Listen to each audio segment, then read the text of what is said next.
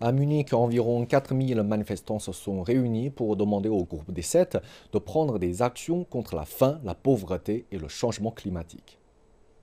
Les dirigeants des États-Unis, d'Allemagne, de France, du Royaume-Uni, d'Italie, du Canada et du Japon se retrouvent dans le Land de Bavière, dans le sud de l'Allemagne, pour un sommet de 3 jours. Samedi, des manifestations se sont déroulées à l'appel de plus de 15 organisations.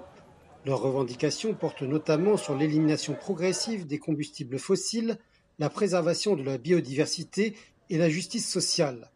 L'ordre du jour de la réunion du G7 devrait être axé sur le conflit en Ukraine et sur les pénuries énergétiques et alimentaires qui se profilent. Un responsable allemand a déclaré que les pays du G7 avaient des conversations très constructives autour d'un éventuel plafonnement des importations de pétrole russe. Alors que les préparatifs du G7 sont en cours, on a le sentiment que l'histoire se répète. En 2014, l'Allemagne se préparait à accueillir le sommet du G8 qui incluait la Russie. Aujourd'hui, l'Allemagne se prépare à nouveau à accueillir les dirigeants des nations les plus riches du monde avec les avancées russes en Ukraine inscrites une fois de plus à l'ordre du jour. Alors que les nations du G7 ont récemment promis 19,8 milliards de dollars à l'Ukraine, les effets du conflit sur l'économie mondiale seront également un sujet récurrent ce week-end, alors que les prix des denrées alimentaires et de l'énergie atteignent des niveaux historiques. Le conflit en Ukraine influence également les mesures de sécurité autour du sommet.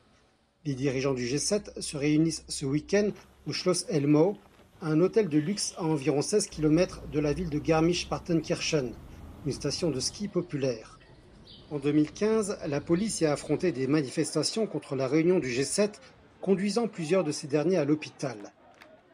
Cette année, la sécurité s'est à nouveau préparée à d'énormes protestations avec plus de 1000 manifestants attendus près de l'hôtel et 20 000 à Munich.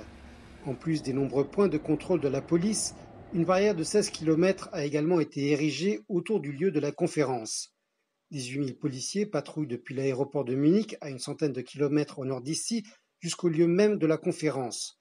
Le coût de toutes ces mesures de sécurité est de 180 millions d'euros. Alors que le sommet d'il y a 7 ans a apporté des investissements considérables dans la région, de la part du Land et du gouvernement fédéral, les entreprises locales sont divisées sur le fait d'y accueillir à nouveau l'événement. De nombreuses autoroutes et routes vers la région sont fermées, coupant l'accès aux entreprises locales en ce début de saison touristique. Le café Franz Kroner est un lieu incontournable de la rue piétonne principale de Garmisch-Partenkirchen depuis 95 ans.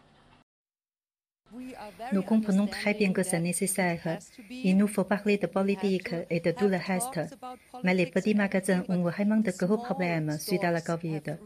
Pendant 2 ans, il n'y avait pas de clients.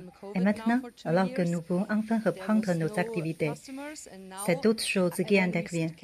À mon avis, à long terme, ces policiers ayant aussi des familles et constatant à quel point c'est agréable ici, eux aussi viendront en vacances ici par la suite et cela rapportera beaucoup plus.